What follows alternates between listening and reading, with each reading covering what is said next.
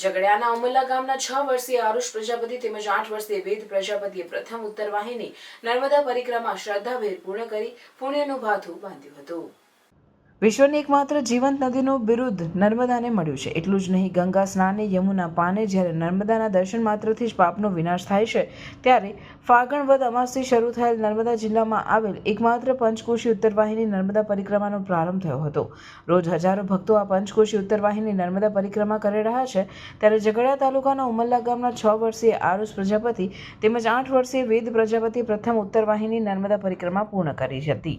નાની ઉંમરે પ્રથમ 21 કિલોમીટર ચાલીને આ નર્મદા પરિક્રમા પૂર્ણ કરી નાની ઉંમરે પુણ્યનું ભાથું મેળવ્યું છે। નર્મદા પુરાણમાં નર્મદા પરિક્રમાનું વિશેષ ધાર્મિક મહત્વ રહેલું છે। ગુજરાતમાં માંગરોળ ખાતે નર્મદા તટે એકમાત્ર ઉત્તરવાહિની નર્મદા આવેલી છે। ચૈત્ર માસમાં પંચકોશી ઉત્તરવાહિની નર્મદા પરિક્રમાનું વિશેષ મહત્વ હોય છે। રાજપીપળાના રામપુરથી નર્મદા પરિક્રમા શરૂ થાય છે, જેમાં મોટી સંખ્યામાં દૂર દૂરથી ઉત્તરવાહિની નર્મદા પરિક્રમા કરવા ભક્તો ઉમટી રહ્યા છે। ત્યારે મોટી સંખ્યામાં ઉત્તરવાહિની નર્મદા પરિક્રમા કરવા લોકો જઈ રહ્યા છે, જેમાં ઝઘડિયા ઉમરલાના ગામના 6 વર્ષીય આરુષ પ્રજાપતિ તેમજ 8 વર્ષીય વેદ પ્રજાપતિએ પ્રથમ ઉત્તરવાહિની નર્મદા પરિક્રમા પૂર્ણ કરી। પહેલી વાર ઉત્તરવાહિની નર્મદા પરિક્રમા કરી છે। ઉત્તરવાહિની નર્મદા પરિક્રમા પૂર્ણ કરીને ધન્યતા અનુભવી હતી।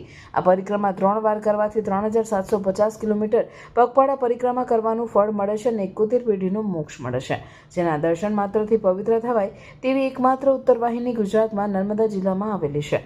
હાલ ચૈત્ર માસમાં દૂર દૂરથી મોટી સંખ્યામાં સાધુ સંતો, મહંતો, ભક્તો, શ્રદ્ધાળુઓ, પરિક્રમાવાસીઓ માત્ર એક દિવસીય 21 કિલોમીટરની પંચકોશી નર્મદાની પરિક્રમા કરી ધન્યતા અનુભવી રહ્યા છે।